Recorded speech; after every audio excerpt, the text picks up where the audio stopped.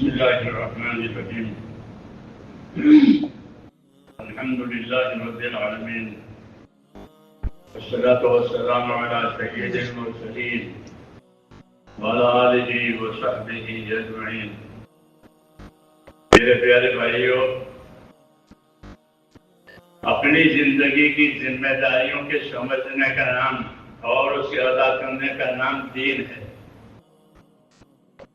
دین کسے کہتے ہیں کہ اپنی زندگی کی جو ذمہ داریاں اللہ کی طرف سے آئی ہے اس کو پہلے تو سمجھنا کہ میری زندگی کی کیا ذمہ داری ہے. اس لیے کہ ضرورتیں تو ہر آدمی زندگی کی جانتا ہے کہ زندگی کے کیا ضرورتیں ہیں، وہ سمجھانا نہیں پڑتا. ضرورت کا احساس اور شعور خود ہی ہوتا ہے، لیکن زندگی کی ذمہ داریاں کہ وہ معلوم نہیں ہوتی اس کو کہ میری زندگی کی کیا ذمہ داریاں. اور اللہ نے خالی زندگی نہیں بنائی ہے بلکہ زندگی بھی بنائی ہے اور اس کے نتائج بھی مرتب ہے. زندگی کے نتائج افحسبتم انما خلقناکم عبثا، تم نے یہ سمجھ لیا ہے کہ ہم نے تم کو یوں پیدا کر دیا ہے. ایسا نہیں ہے، بلکہ تمہارا ہمارے پاس آنا ہوگا. تمہارا ہمارے پاس آنا ہوگا تاکہ زندگی کی ذمہ داریوں کا حساب ہو جائے. لوٹنا بھی اللہ کی طرف ہے اور حساب بھی اللہ کی طرف ہے. ان الینا ایابہم ثم ان علینا حسابہم. لوٹنا بھی ہماری طرف ہوگا اور حساب بھی ہماری طرف ہوگا. جی ہاں، تو زندگی ذمہ داریوں کے سمجھنے کا نام ہے. اور یہ زندگی اللہ نے اس لیے بنائی ہے کہ اس سے آخرت بنائی جائے. حضور صلی اللہ علیہ وسلم کا ہمارے نام پیغام ہے. پیغام ہے، پیغمبر ہے، پیغام دیں گے. پیغام ہم کو یہ دیا ہے کہ ان الدنیا خلقت لکم، دنیا کو اللہ نے تمہارے لیے پیدا کیا. کسی جنات کے لیے، کسی فرشتے کے لیے دنیا کی نعمتیں نہیں ہیں. تو کس کے لیے ہے؟ کہ ہمارے لیے، بنی آدم کے لیے. دنیا کو اللہ نے تمہارے لیے پیدا کیا. ان الدنیا خلقت لکم، تو پیدا ہی نہیں کر دیا بلکہ پیدا کر کے اس کو ہمارے کام میں لگایا. اس کو تسخیر کہتے ہیں. اس کو تسخیر کہتے ہیں عربی میں کہ تمہارے لیے سب چیزوں کو کام میں لگایا ہے. آسمان کو، زمین کو، ہوا کو، پانی کو، تمہاری آنکھوں کو، تمہارے اعضاء کو، تمہارے کام میں لگا دیا ہے. اس کو تسخیر کہتے ہیں. انسان اور جنات کے علاوہ سب مسخر ہیں، یعنی قدرت کے تابع ہیں. آدمی کو اور جنات کو اختیار دیا ہے، کرے نہ کرے، چلے نہ چلے. باقی کسی مخلوق کو اختیار نہیں ہے. ہاں، سورج کو ایک کام دیا ہے، اس کو دوسرا اختیار نہیں ہے. چاند کو ایک کام دیا ہے، اس کو دوسرا اختیار نہیں ہے. ہم کو اختیار دیا ہے. اور یہ اختیار جو دیا ہے وہ امتحان کے لیے دیا ہے کہ کون صحیح سمجھ کر کون صحیح کرتا ہے. اسے ہم کو اختیار دیا، نماز پڑھو نہ پڑھو، کوئی بدبو نہیں کرے گا تو گردن نہیں دبائے گا نماز نہیں پڑھی ہے تو ہم کو ایسا بنایا ہے. اس کو مکلف کہتے ہیں. جس کو اختیار نہیں دیا وہ مسخر ہے. ہم مکلف ہیں. مکلف اسے کہتے ہیں جس کے دونوں باتوں کا اختیار ہو، کرو نہ کرو. جی ہاں، پھر جو کچھ کرے گا اس کا انجام آئے گا، اس کا نتیجہ آئے گا. اس لیے انسان اور جن مکلف ہیں، باقی سب پابند ہیں.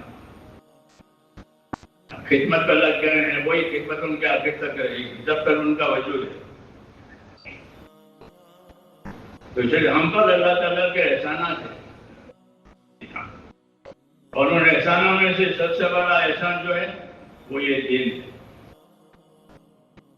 سب سے بڑا احسان اللہ نے اس کو احسان جتایا ہے کہ دین دیا، نبی دیا، مسلمانوں کو خاص طور سے لقد من اللہ علی المؤمنین اذ بعث فیہم رسولا، مسلمانوں پر احسان کیا ہے اللہ نے کہ ان کو رسول دیا ہے، تو رسول دین لایا ہے۔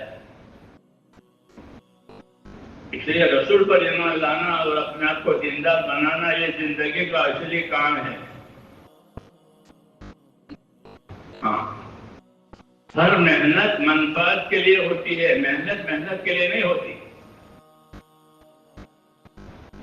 ہر محنت اپنی منفعت کے لیے ہوتی ہے، محنت کے لیے نہیں ہوتی۔ محنت منفعت کے لیے ہوتی ہے۔ جس محنت کی جو منفعت ہوگی اس کے حساب سے وہ محنت قیمتی ہوگی۔ دنیا میں بھی یہی ہے کہ موچی بھی ایک محنت کرتا ہے، سونال بھی ایک محنت کرتا ہے، تو ہماری محنت ہے کہ ہماری محنت جو ہے میرے بھائیوں وہ اللہ کا تعلق پیدا کرنا، اور ان تعلق کے اعتبار سے جو ہم پر کیا کیا ذمہ داری آتی ہے اس کو پورا کرنا، یہ ہماری محنت ہے کہ اللہ سے تعلق پیدا کرو۔ اللہ سے تعلق پیدا کرنا ایمان ہے، ان تعلق کے تقاضے پورے کرنے کا نام عمل ہے۔ کہ اللہ سے تعلق کے بعد کیا کیا کرنا ہے اس کو عمل کہتے ہیں۔ تو ایمان اور عمل یہ دو ذمہ داری ہے ہماری، یہ دو ذمہ داری ہے۔ ایمان میں قوت پیدا کرنی ہے، ایمان میں قوت نہیں ہوگی تو حرام سے نہیں بچے گا۔ جب تک ایمان میں قوت نہ پیدا ہو جائے حرام سے بچنا آسان نہیں ہے۔ اس لیے مولانا الیاس صاحب اس کو ایمان کی محنت کہتے ہیں کہ اپنے اندر یقین پیدا کرنا، خوف پیدا کرنا، آخرت کا دھیان پیدا کرنا، جو عقائد میں ہے وہ ایمان کہلاتا ہے۔ وہ چیزیں اندر آئے تو یہ ایمان جو ہے وہ آدمی کو حرام سے بچائے گا، فرائض پر کھڑا کرے گا، مخلوق کے ساتھ انصاف کرنے کی اصلاح پیدا کرے گا۔ جی ہاں، یہ خالی سیرت نہیں ہے، کار نبوت کہتے ہیں۔ جی ہاں، لیکن ہم اس کے سمجھنے کی کوشش جیسی ہونی چاہیے نہیں کرتے،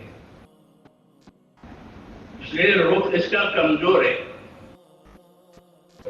ورنہ اس کام سے حالات دنیا کے بدل جاتے ہیں۔ جسے سورج نکلنے سے روشنی ہو جاتی ہے، ایسے اس کام سے حالات بدل جاتے ہیں۔ مدینہ وبائی شہر تھا، اس کو یثرب کہتے تھے، یثرب کا معنی یہی ہوتا ہے وبائی۔ جب آپ کا جانا ہوا تو وہ ساری وبائیں ختم ہو گئی، حالات بدل گئے۔ یہ کام ہے کہ اس سے دنیا کے حالات بدل جائیں گے، جیسے سورج نکلنے سے روشنی ہو جاتی ہے، سورج چھپنے سے اندھیرا ہو جاتا ہے، ایسے کام۔ اس لیے اللہ تعالیٰ سے اس کی سمجھ مانگنی چاہیے، کوئی طریقہ کار پر گزارا نہیں کرنا چاہیے۔ ہر کام کا طریقہ کار مقصد کام پر لے جانے کے لیے ہوتا ہے، مگر اس کی سمجھ ابھی تھوڑی ہے۔ ٹریکٹر چلا دے تو وہ بھی کھیتی کرنے والا ہے، بویائی کرے وہ بھی کھیتی کرنے والا ہے، کٹائی کرے وہ بھی کھیتی کرنے والا ہے، لیکن فرق ہے۔ کوئی بھی آدمی ٹریکٹر چلا لے گا، ہمارے یہاں چلاتے ہیں بہت لوگ، کھیتی کے لیے ٹریکٹر چلانا وہ بھی کھیتی ہے، کیا بونا، کیا کاٹنا، کب بونا کب کاٹنا، یہ کام ہے۔ ایسے ہر کام میں کچھ ابتدائی طریقہ کار ہوتے ہیں، کچھ مقصد کار ہوتا ہے۔ مولانا صاحب یہ سمجھانا چاہتے تھے کہ ہاں کہ مقصد کار میں اور طریقہ کار میں فرق سمجھو، یہ کہ چلت پھرت یہ طریقہ کار ہے، جسے ٹریکٹر چلانا طریقہ کار ہے، ٹریکٹر سے کرو، جانوروں سے کرو، طریقہ کار ہے، اس کے بہت طریقے ہوتے ہیں۔ مقصد کار کیا ہے کہ بویائی اور کٹائی، اس میں کوئی اختلاف نہیں، کیا بویا کیا کاٹا. تو یہ دیکھو کہ بویائی کٹائی کیا ہو رہی ہے. ہاں، یہ بویائی کٹائی کیا ہو رہی ہے وہ اصل ہے. تجارت میں نفع اصل ہے، تجارت میں نفع، جی ہاں وہ اصل ہے. یہاں بویائی کٹائی اصل ہے. تو اس لیے اس کام کے وسائل کیا ہیں، مقاصد کیا ہیں، اس کا امتیاز ضروری ہے. یہ چیز وسائل میں سے ہے، یہ چیز مقاصد میں سے ہے. علم و ذکر اسی لیے دیا گیا ہے کہ وسائل کیا ہے، مقاصد کیا ہے، اس کو سمجھے. قافلوں کی نقل و حرکت فرماتے تھے تو ہمارے کام کی ایک بات ہے. جی ہاں، قافلے دیر 40 مہینے تک 40 دن نسلت پھر یہ تو ہمارے کام کی الف با تا ابتدائی چیز ہے. صحیح ہے مگر ابتدا ہے، آخری نہیں ہے. کہ آخری کیا ہے؟ کہ آخری وہ چیزیں ہیں بقول مانا کے تو جناب رسول اللہ صلی اللہ علیہ وسلم لے کر آئے، وہ ہماری آخری چیز ہے. ان کے ملفوظات پڑھتے نہیں لوگ. جن کے نقوش کی خبر نہ ہو تو ان کے مقصد کی کیا خبر ہوگی؟ ہم کو ان کے نقوش کی خبر، نقوش یعنی ان کی خبریں، ان کی باتیں، نقوش کے بعد نقوش ہوتے ہیں. جی ہاں، نقوش چلے جاتے ہیں. امام بخاری چلے گئے، بخاری ہے. جی ہاں، ایسے صحابہ چلے گئے ان کی حیات ہے، اس کو نقوش کہتے ہیں. تو نقوش جو ہوتے ہیں وہ مقصد کی طرف رہبری کرتے ہیں. اگر اسی کی خبر نہ ہو تو رواجی ہے. ہاں، دنیا کی ہر تحریک میں حرکت ہے. کوئی تحریک دنیا کی آپ ایسے نہیں دیکھیں گے کہ جس میں حرکت نہ ہو. اللہ نے ہم کو آگاہ کہ وَلَا يَغُرُّنَّكَ تَقَلُّبُ الَّذِينَ كَفَرُوا فِي الْبِلَادِ، کافروں کا حرکت کرنا یہ تمہیں دھوکے میں نہ ڈالے، وہ بھی حرکت کریں گے. یہاں تو ہر تحریک میں حرکت ہے. ہماری تحریک میں نئی حرکت نہیں ہے بلکہ اتباع ہے. یہ امتیاز ہے. یہ بھی حرکت ہے، حرکت، لیکن ہماری حرکت میں کیا ہے کہ اتباع ہے. جس سے ہماری حرکت ان میں امتیاز ہے. جی ہاں، کہ ہم اتباع کے ساتھ حرکت کریں گے. حرکت کے ساتھ حرکت نہیں کریں گے، ہم اتباع کے ساتھ حرکت کریں گے. اور یہی اصل چیز ہے تبلیغ کی. ورنہ ہم تو مسلمان ہیں، ہمارے عقیدے صحیح ہیں، ہمارے اعمال صحیح ہیں. جی ہاں، پھر تم سے کیا چاہتے ہیں کہ پھر تم سے صرف اتباع چاہتے ہیں کہ اپنے نبی کا اتباع کرو. اور اتباع ظاہر ہوگا شخصی زندگی میں، یہ یاد رکھو. مجمع میں اتباع ظاہر نہیں ہوگا. جسے کمائیاں شخصی زندگی میں ظاہر ہوتے، بازار میں سب کماتے ہیں، بازار میں سب کماتے نہیں کماتے، لیکن ان کی ترقی یا ان کی تنزلی ان کی انفرادی زندگی میں ظاہر ہوتی ہے. اس تاجر نے نفع کمایا، یہ کھوٹ میں اتر گیا. ایسے ہی یہاں بھی ہے کہ حرکت سب کریں گے اور دیکھی جائے گی انفرادی زندگی کہ انفرادی زندگی میں اس کام نے کیا اثر کیا ہے.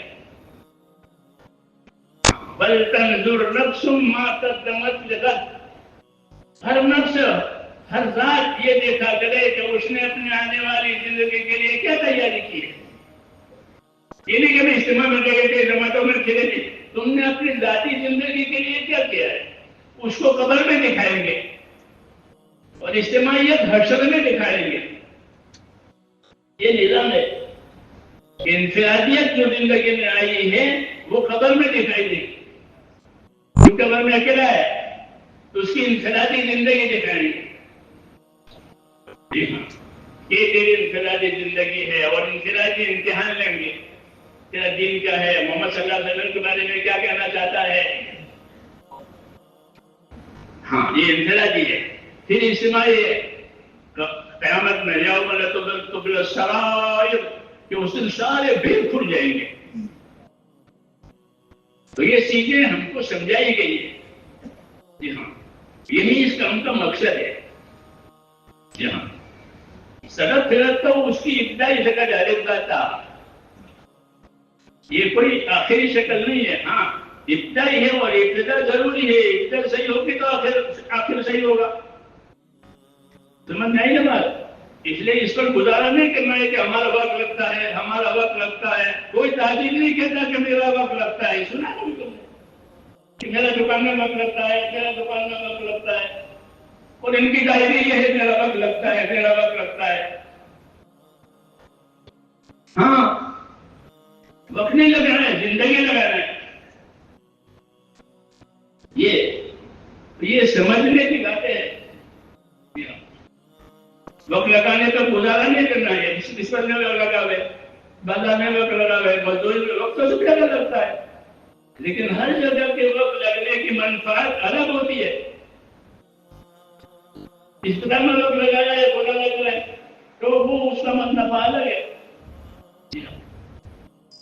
بازار میں وقت لگایا ہے اس کا نفع الگ ہے. تو اپنے کو کے وقت لگایا تو کیا نفع ہوا؟ وقت نہیں گنتے کوئی بھی، یہ لوگ وقت گنتے ہیں. اس لیے میرے بھائیوں اصل کیا ہے، مقصد کیا ہے، اس کا امتیاز کرنا ہے. سب تو ہمارا رخ انشاءاللہ صحیح ہوگا. کار نبوت ہے کہ کار نبوت سے حالات بدل جاتے ہیں، انسانوں کے بھی اور زمانے کے بھی. انسانوں کے بھی حالات بدل جائیں گے کہ جو دشمن تھے وہ بھائی ہو گئے، کار نبوت. اور جو زمانہ یثرب، مدینہ کا نام اچھا نام ہے یہ یثرب، کیونکہ یہاں وبا رہتی تھی، بخار رہتا تھا، پھر مدینہ ہو گئی. کوئی صرف نہ کہے. زمانے کی بھی حالات بدل جاتے ہیں، زمانے والے کی بھی حالات بدل جاتے ہیں. یہ کام ہے. اس لیے اس کو علم و ذکر کی پٹڑی پر کرنے پڑے گا. گاڑی تو کس پہ چلتی ہے؟ پٹڑی پر. اگر پٹڑی کے گاڑی نہیں تو بغیر گاڑی کے پٹڑی نہیں. بغیر گاڑی کے پٹڑی نہیں تو پٹڑی کے بغیر گاڑی نہیں. ہماری یہ تحریک علم و ذکر پر چلنے والی ہے اصل. جی ہاں تب ہوگی اس کی پوری طاقت. گاڑی پٹڑی پر ہوتی ہے تو کتنی طاقت سے جاتی ہے، تو پٹڑی سے نیچے اتر جائے تو پھر ڈھیر ہو جائے گی. تو یہ تو علم و ذکر پر چلنے والی محنت ہے، اس کا دھیان کرنا چاہیے اور علم و ذکر کو پانی دینا چاہیے.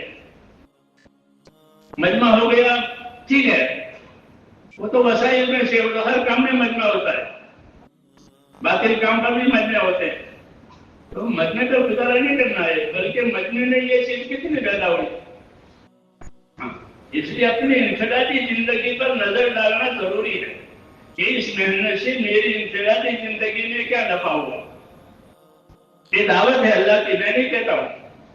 بل تنظر نفس ما قدمت لغد. ہر آدمی سوچے میں نے آگے والی کل کے لیے کیا تیاری کی. انفرادی دعوت دی ہے اور ہر صحابہ کی انفرادی زندگی دکھائی ہے. یہ ابو بکر ہے یا عمر ہے، پھر ان کے مناقب اور فضائل ہے انفرادی. جی ہاں تو یہ کام ہے، اللہ نے ہم کو یہ بڑی چیز دی ہے. اس لیے اس کے سمجھنے کی اور سمجھ کر کے اس کو کر کے اللہ سے مانگنے کی ضرورت ہے کہ اللہ اس کے ہم کو صحیح سمجھ دے. حیات الصحابہ اسی لیے لکھی گئی تھی کہ دیکھو یہ نقوش ہے، یہ نقش قدم ہے، اس پر چلنا ہے. حضرت فرماتے تھے جو کچھ امت سے کہنا تھا وہ میں نے حیات الصحابہ میں کہہ دیا ہے. کیا کیا کرنا ہے، کیا کیا کہنا ہے. جی ہاں تو یہ سب نقوش ہے جو چھوڑ کے گئے ہیں تاکہ نقش قدم کہ ہر قدم نقشے پر پڑے، اگر نقش کے قدم نہ پڑے. یہ تو پھر یہ زندگی یہ کار نبوت، یہ نبوت کا کام ہے. تو نبوت کے کام میں ہمیشہ غیبی مددیں ہوتی ہے. نبوت کے کام میں غیبی مدد. حیات الصحابہ مستقل غیبی مدد کا باب ہے کہ اللہ نے مسلمانوں کو کیسی غیبی مددیں کی ہے. جی ہاں، غیبی مدد، ظاہر کوئی مدد نہیں ہے، غیبی مدد. اس کام کے دوران غیبی مددیں ہوتی ہے، اس کا کوئی مقابلہ نہیں کر سکتا غیبی مدد کا.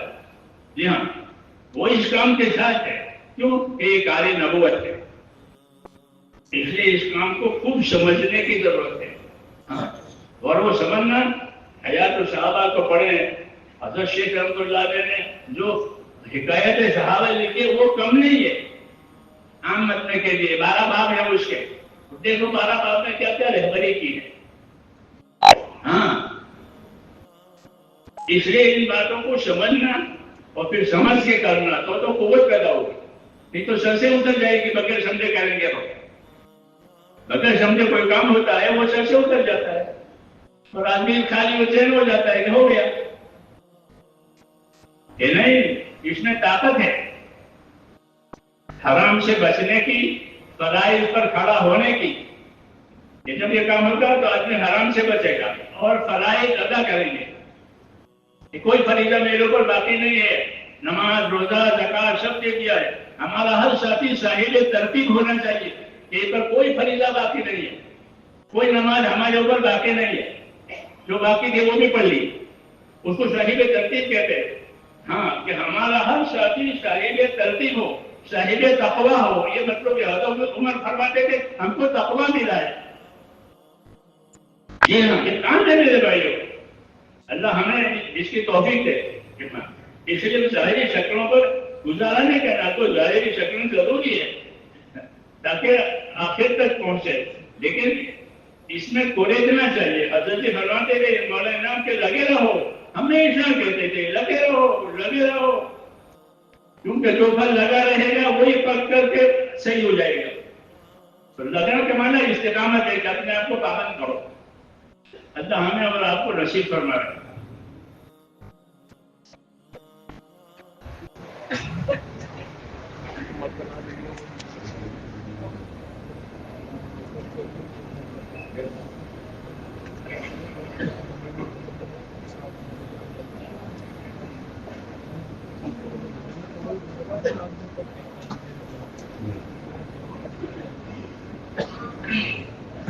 بسم الله الرحمن الرحيم.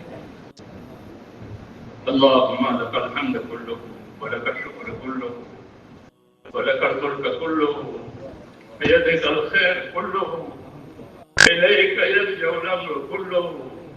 لا إله إلا الله وحده لا شريك له له الملك وله الحمد يحيي ويميت وهو حي لا يموت بيده الخير وهو على كل شيء قدير. اللهم أنت أحق من ذكر وأحق من عبد وأنصر من ابتغي وأرأف من ملك وأجود من جعل وأوسع من أعطى. اللهم أنت الملك لا شريك لك والفرد لا ند لك. كل شيء هالك إلا وجهك. لن تطاع إلا بإذنك ولن تعصى إلا بعلمك. تطاع وتشكر وتعصى فتغفر. أقرب شهيد وأدنى حفيظ ولد دون النفوس كتبت الآثار ونسبت الآجال. القلوب لك مفضية والسر عندك علانية. الحلال ما أحللت والحرام ما حرمت والدين ما شرعت والأمر ما قضيت والخلق خلقك والعبد عبدك وأنت الله الرؤوف الرحيم. وأنت الله الرؤوف الرحيم. الخلق خلقك والعبد عبدك وأنت الله الرؤوف الرحيم. الخلق خلقك والعبد عبدك وأنت الله الرؤوف الرحيم. اللهم صل على سيدنا محمد وعلى آل سيدنا محمد كما صليت على إبراهيم وعلى آل إبراهيم إنك حميد مجيد. اللهم بارك على سيدنا محمد وعلى آل سيدنا محمد كما باركت على إبراهيم وعلى آل إبراهيم إنك حميد مجيد. ربنا إننا آمنا فاغفر لنا ذنوبنا وقنا عذاب النار. ربنا إننا لنا واغفر لنا ذنوبنا وقنا عذاب النار. ربنا ظلمنا أنفسنا وإن لم تغفر لنا وترحمنا لنكونن من الخاسرين. ربنا اغفر لنا ذنوبنا وإسرافنا في أمرنا وثبت أقدامنا وانصرنا على القوم الكافرين. ربنا لا تزغ قلوبنا بعد إذ هديتنا وهب لنا من لدنك رحمة إنك أنت الوهاب. ربنا ولا تحمل علينا إصرا كما حملته على الذين من قبلنا. ربنا ولا تحملنا ما لا طاقة لنا به واعف عنا واغفر لنا وارحمنا أنت مولانا فانصرنا على القوم الكافرين. اللهم يا مقلب القلوب ثبت قلوبنا على دينك. يا مصرف القلوب ثبت قلوبنا على طاعتك. ربنا لا تزغ قلوبنا بعد إذ هديتنا وهب لنا من لدنك رحمة إنك أنت الوهاب. اللهم وفقنا لما تحب وترضى من القول والعمل والفعل والنية والهدى إنك على كل شيء قدير. اللهم أقبل بقلوبنا إلى دينك وأقبل بقلوب كافة المسلمين إلى طاعتك. ربنا آتنا في الدنيا حسنة وفي الآخرة حسنة وقنا عذاب النار. اللهم انصر من نصر دين محمد صلى الله عليه وسلم واجعلنا منهم. اللهم انصر من نصر دين محمد صلى الله عليه وسلم واجعلنا منهم. اللهم أيد الإسلام وأنصاره وأذل الشرك وأشراره. اللهم أيد الإسلام وأنصاره وأذل الشرك وأشراره. ربنا آتنا في الدنيا حسنة وفي الآخرة حسنة وقنا عذاب النار. اے اللہ ہماری مغفرت فرما. اے اللہ ہماری پوری امت کی پوری مغفرت فرما. اپنی ناراضگی کو ہم امت پر سے اٹھا لے. اے اللہ پوری رضا والی زندگی ہماری بنا دے. امت کی صلاحیتوں کو حق پر لگا دے. اے اللہ امت کی صلاحیتوں کو برباد ہونے سے بچا دے. امت کی صلاحیتوں کو خیر پر اور حق پر لگا دے. جب تک زندہ رکھے اے اللہ تیرے دین پر اور تیرے دین کے کاموں پر اور تیری اطاعت میں زندگیوں کو باقی فرما. اور مرنے کا وقت آوے تو ہم میں سے ایک کو کمال ایمان پر خاتمہ نصیب فرما. کمال ایمان پر خاتمہ نصیب فرما. موت اور بعد موت میں ہمارے برکت کو قدر فرما. موت کے بعد کی ہلاکت اور حفاظت. موت کے بعد کی ہلاکت اور حفاظت فرما. موت کے بعد آنے والی ہمیشہ ہمیشہ کی رحمتوں سے مالا مال فرما. اللهم ادخلنا على منازل امورنا واجعلنا من شرور انفسنا. اے اللہ ہماری اور امت کی مغفرت فرما کر جب تک زندہ رکھ کے تیری کام اور تیرے دین پر تیری عبادت پر قائم فرما. توفنا مسلمین والحقنا بالصالحین غیر خزایا ولا ندامہ ولا مفتونین. اے اللہ اس اجتماع کو قبول فرما. اے اللہ اس اجتماع کو قبول فرما. محنت کرنے والوں کی محنتوں کو قبول فرما. اے اللہ خدمت کرنے والوں کی خدمتوں کو قبول فرما. عبادت کرنے والوں کی عبادت کو قبول فرما. جو کمی کوتاہی ہو وہ سب ہم سب کو معاف فرما. موت تک اخلاص اور استقامت کے ساتھ تیری مرضیات کا جمنے والا بنا دے. جتنے خیر جناب رسول اللہ صلی اللہ علیہ وسلم مانگی ہے وہ ہمیں بھی عطا فرما دے. اور جن جن شوروں سے پناہ چاہیے ان تمام شوروں سے ہمیں اپنی پناہ بھی دے دے. اے اللہ جن پریشان ہونے جن بھائیوں دوستوں نے دعاؤں کے لیے کہا ہے لکھا ہے یا اللہ ان کی جائز مرادیں پوری فرما. پریشانیاں دشواریاں اس میں آسانی فرما. صحت عطا فرما. سلامتی عطا فرما. توفیق عطا فرما. ہر خیر سے مالا مال فرما. ہر شر فتنہ سے ہر بلا سے ہر بیماری سے اے اللہ ہم سب کی حفاظت فرما. ربنا تقبل منا انك انت السميع العليم وتب علينا انك انت التواب الرحيم.